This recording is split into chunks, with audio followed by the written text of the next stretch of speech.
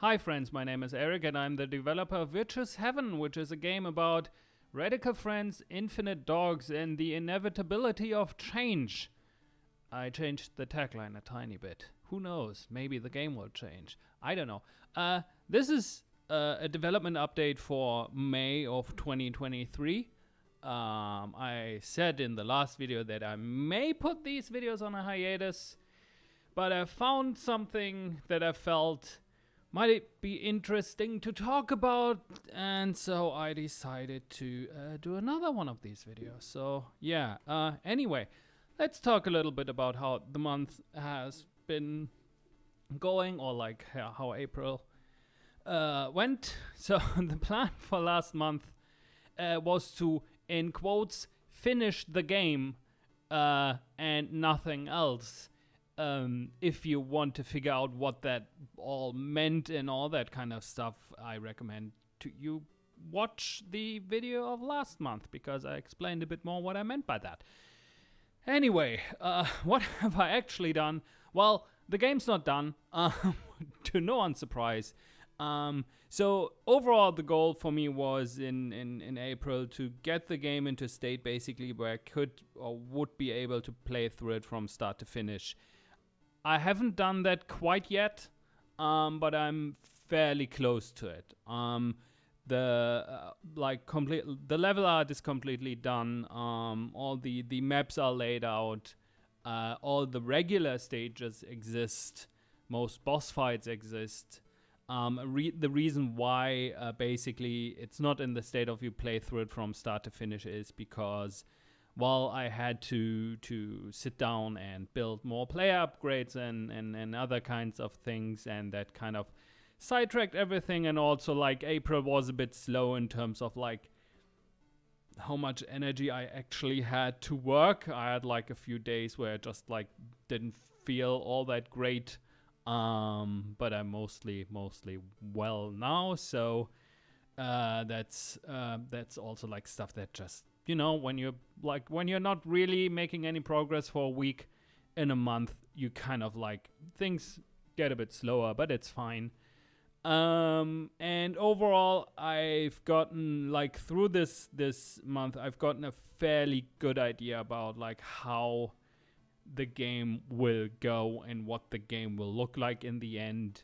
I figured out a few more things about like how I want the game to feel from moment to moment, and also like realized how I made some made some mistakes in prior versions, and like things that where I noticed, okay, let's build it in a certain way, and all that kind of stuff. I'll probably talk about that part at a later point when more of the game exists, because it needs to be there to make sense and to talk about it a bit more. But like I understood some things, and I'm trying to again push everything more towards that direction. But overall, I'm fairly happy how everything went, and that's a great thing. So what I want to talk about, however, in this month's like video is more about how to deal with resetting your expectations and deal with like the disappointment that might come when you like have to reset your expectations. Because that's something I noticed, I don't know, like 10 days ago or so. Like when I took a break, like it was like noon or like early afternoon, like on some day, and I was rolling around on my sofa and just like trying to relax, and then I noticed, and it was basically, but usually my workflow is that like any kind of like high priority task that might come on a day, I usually do in the like first half of the day, like in the morning and like before noon part of the day.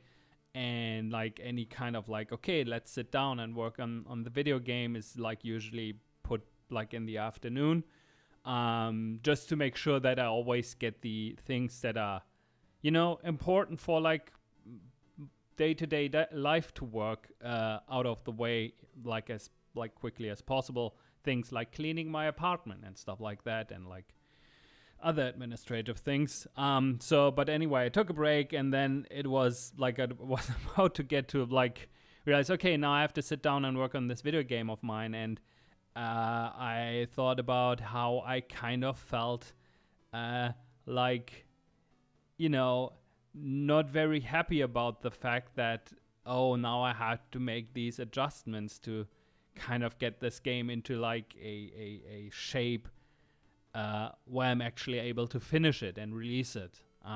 Because it felt like, well, I'm making a flawed, I'm lacking the better word here, product in a sense. And that's also like something I said in last month's video, that I had to accept that the game I will release will most likely be flawed. And I noticed how like I caught this thought like again 10 days ago, and I felt like it's wrong.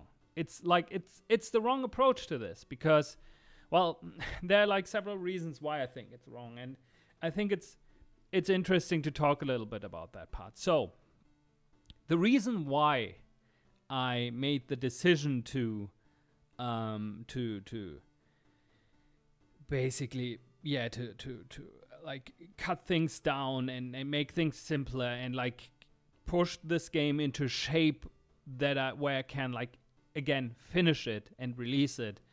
I made this decision because I noticed how this prior vision I had and the ideas I basically carried along for like the majority of last year and tried to make work.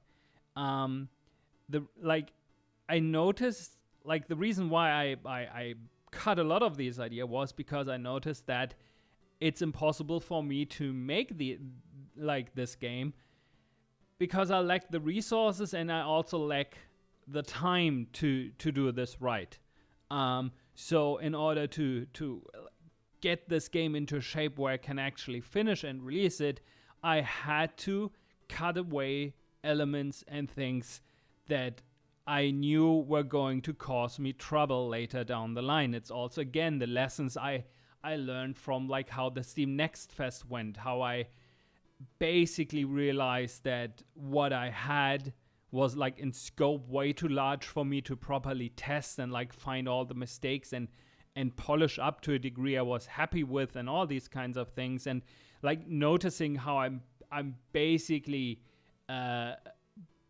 steering myself again towards like some kind of burnout like once the project was done. And I noticed that like, and it's something I didn't want to do and didn't want to experience again. I had something like this with Splinter Zone and it wasn't great, and like I don't want to have to do this again. Making games should be cool and fun, and you should not feel miserable once you've released it or like when you're like in the process of making this. So that's like, again, these are the reasons. However, like to talk a little bit about this idea of like, okay, now I kind of failed at that, right? I wasn't able to realize whatever vision I had. And what I'm making now is flawed. Therefore is flawed because it's not that version I had in mind initially. So, and like if you were to follow that thought and say what I'm making now is a flawed version of like the thing I've thought about before, that means two things. The first thing is that this prior vision that I had would definitely lead to a quote-unquote better game, which again, better. It's as always with like these value normative terms. Like what means better here? Like it's a completely subjective thing. That aside, let's just say, okay, that would mean that if my current version is flawed, that means my prior idea would have been better, right? Would have led to a better game, a more interesting game, a game that states its purpose and its message more clearly than whatever it is that I'm making right now. And the second point in this, it also means that the reason why I wasn't able to realize that idealized, better idea or version of this game was because, well, I just was not good enough at it. I lacked the talent or like the work ethic or whatever else I might have needed to realize this. However, both of these, and I think you can see where this is going, both of these points are false in my eyes. The first point is false because it just assumes that this hypothetical version of Virtuous Heaven would have been better. However, this version of Virtuous Heaven will never exist.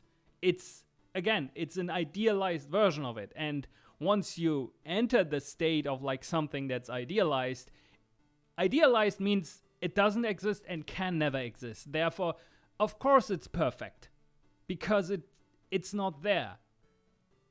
So, but that also means that it's impossible to prove if that version is actually better. Because, again, it doesn't exist. You cannot prove something that isn't there. Or like cannot like compare something that isn't there against something that is there. And the second point is false in my eyes because it implies that the perceived quality of a game or like the perceived quality of like Virtuous Heaven at this point is like just comes down to how much individual effort and talent I can put into a project, and that basically the only deciding factor about like again in quotes how good a game is how hard you're able to work on it and how again in quotes good you are at making a game, which is also not true. A lot of other factors play a role here. How much time are you able to invest in something? How much resources are you able to put into a project? Not only in terms of time, but also are you able to pay other people? Are you able to pay people for playtesting? Are you able to pay people for marketing and all these kinds of things? Or are you able to pay for people to make sure that you're healthy in one way or another, or have the resources and again the time that while you're working at the game, you can make sure that your mental health doesn't crater in the process and you're exhausted and all these kinds of things. There are like several other factors that are at play here that mean that in order for you to actually be able to put your best amount of effort into something requires you to actually have the resources and the environment that enables you to do these things. And it's not just down to you sitting down and grinding yourself to dust and believing that just because you've worked really hard on something means that it's like better than, the other thing. And or that just via the virtue of hard work, you can overcome things like, again, you're working completely on your own. Again, to a degree, that's true, but also that would probably mean that, like, this game would take at least another 3 to 4 years to be finished. Because that's the amount of like time and energy and resources, like in terms of like individual effort, that would be necessary to a degree, and that's like something that I know I cannot do, like for like several reasons. One, I have no interest in doing this like personally, which and at this point it makes it completely irrelevant. Because you cannot do, or like cannot put that much time into something, you cannot put that much resources into something. Therefore, whatever scope you have envisioned is impossible for you to do, which means that it's irrelevant in terms of like gauging how good of a piece of work you're making. So that's the last point in general, because overall, both of these points that I've mentioned, kind of like point 2 is very basically related to the first point, because both rely on the fact that this idealized version of Virtuous Heaven is better than the version that I'm making now. When, like, in general, the best version of a game is the one version that actually exists and is playable. Anything else is just like you speculating around what could have been or what would have happened if you had done something different, or if you had the time and the resources to make the thing that you've envisioned from the start. Again, yeah, sure, you can talk about that and you can speculate and dream about these things, but in the end of the day, like, what I want to do is not like dream about making games and like dreaming about like, oh, how cool it would be if people would then play it and see what I've thought about, and oh, cool, yeah, and all these great dramatic emotional whatever things. And no, none of this exists. Like, again, the game isn't like, even the thing I'm making now doesn't exist in the shape of like, this is like a completely finished video game. I think it's much more realistic for me that I can finish what I have and can release it within, I hope, the next 18 months. But again, this other version, definitely never. Again, maybe, but more in like 3 to 4 years instead of like 1.5. So it's completely irrelevant in that regard. And being disappointed that, sure, you can to a degree be disappointed that you cannot do the thing that you wished you would have been able to do, but at the same time, that doesn't mean that the thing you're making right now and the thing that is actually possible for you to do is worse than the thing that you've dreamt about, right? That's not how things go, and that's what a creative process is, right? The great thing about making things, about creating things, is that you have an idea in your head and you have this infinite space of things that it can be and that you maybe want it to be. And then you sit down and try to make it. And what happens? The idea collides with reality, collides with the material conditions under which you're trying to make the thing. It collides with your abilities. It collides with the limitations of the technical framework, whatever it might be that you have. And these collisions are what shapes the final thing that you have. And it's this process. It's these obstacles that you have and that require you to think about solutions, how you can still maintain the process of like, or can still keep going with your desire to realize this idea, while also and keeping at least the core of the thing that you've wanted to make intact in some way, and having to find ways around these limitations and obstacles that you have and overcome them. And in the end, what you have in the end, and that's always the case. That's always the case. In the end, what you have is nothing, or barely resembles the thing that you set down in it, like that you laid out when you initially had that idea. And again, that's a creative process. That's even while I'm talking about this, I've the obvious thought about this part is obviously what happened over this year, like with computer generated stuff with like large data sets and all that kind of stuff, where you just like give a computer a prompt and it makes you something. And still in that part, it gives this notion of like, oh, and now you can finally just like throw your idea into something and you get it back perfectly. But that's obviously not true, because you tell a computer to make something like with a bunch of prompts that you thought about that like perfectly encapsulate your idea, but even in that step you're already abstracting things and like trying to figure out how to basically coax this algorithm to give you the thing that you wanted it to be. And at that point you're already, again, you're colliding with reality. And this is a process that you will always have to some degree, because again, we cannot just like dream things into existence. It's like we're living in a material reality. We have to deal with the limitations that our bodies give us, that the laws of nature are giving us, and whatever. And I'm starting to ramble a little bit here, but anyway, so that's like something I've noticed a little bit like this month on my end. And basically the thing I'm just like trying to say is that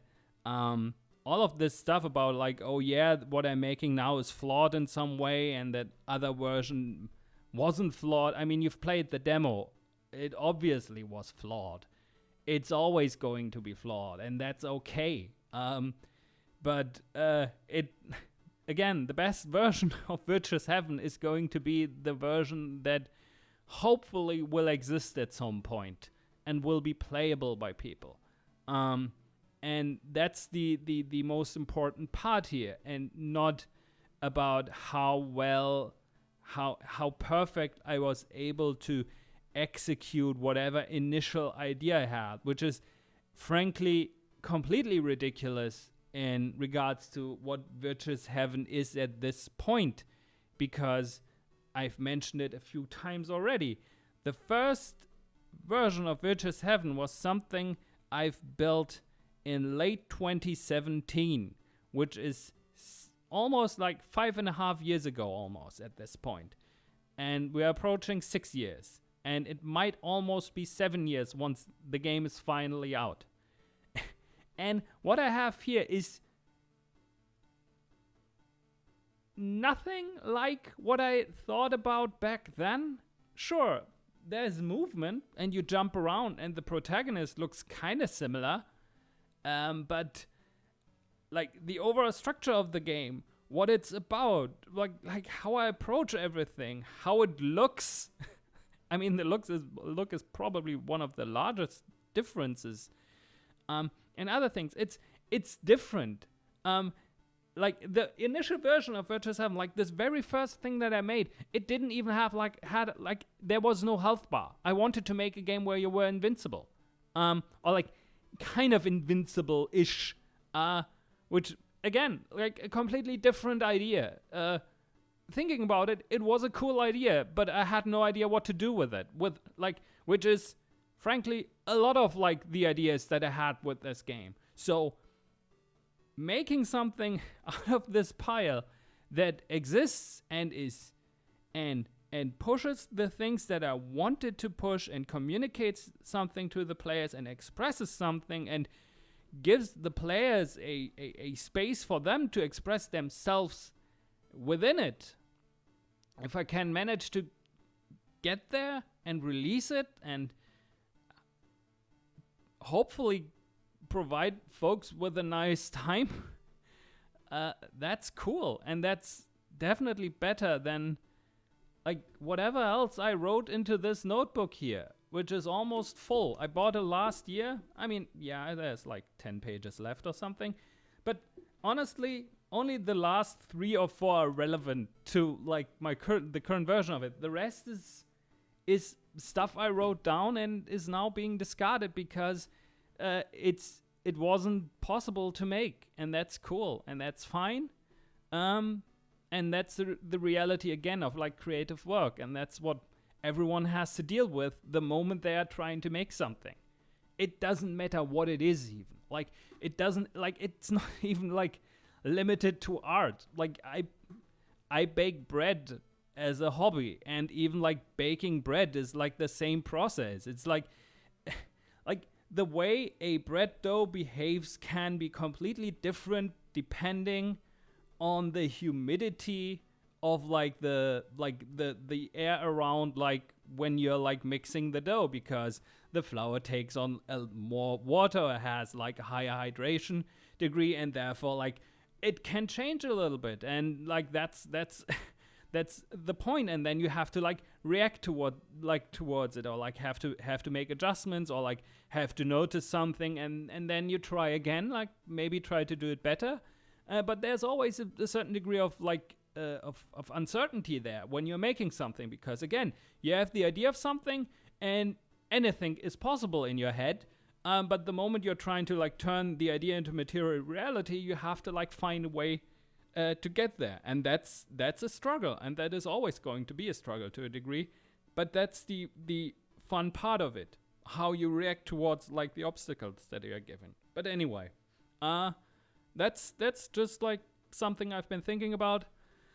The goal for this month is the same as the last month. I don't think that I'll change this until the game's done, because that's basically where I'm at. Like, anything I'll do with this game right now is geared towards making sure that it's done. I hope that I have something like by the end of this month, like something that I can play through from start to finish. Currently, I'm working on the last like conviction upgrades that the game needs to be full. I hope I get them done until the end of this week. We'll see. There are other things that I also would like to do this week. And then it's about putting things in place, connecting them, seeing how it works. And once I'm at that point, I'll probably do the last remaining 3 boss fights, I think, that the game still needs. And yeah, after that, it's all about polishing. So I hope everything is in a good state by the end of this month. I'm roughly shooting towards like, hopefully I have something that is, again, completely playable from start to finish with all the boss fights and all that kind of stuff by the end of June.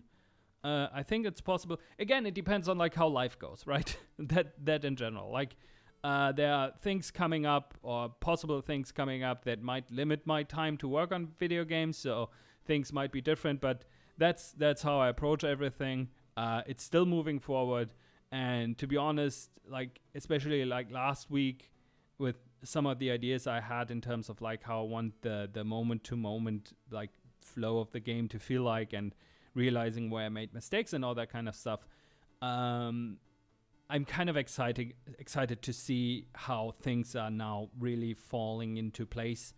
And again, having this stuff in place and having a very clear idea of what this game is going to be in the end, and having like a clear structure visible and something that is there and playable, is going to make it so much easier to push and tweak everything towards what I think this game needs to be in the end, instead of, again, having this like weird abstract idealized thing in my head that changes around every few weeks, because while you get inspiration from other things and then suddenly you want your game to be more like this and all that kind of stuff, but it doesn't matter. Anyway, this is where I'm at. Please wishlist Witches Heaven on Steam. At some point, I'll do a like more stronger marketing push again once I have all of that sorted out. But right now, I'm like taking it very slow here because, I don't see a reason to be overly loud about something that is very much in flux right now. But anyway, you can still wishlist the game on Steam. That would be great. You can also follow @Mokograd on Twitter if you're still using Twitter. Who knows how long Twitter is still around? We'll see. There'll, like, again, occasional updates, but I hope towards the next few months that, like, things will start to pick up again. There's still an email newsletter that you can subscribe that I might write something for at some point.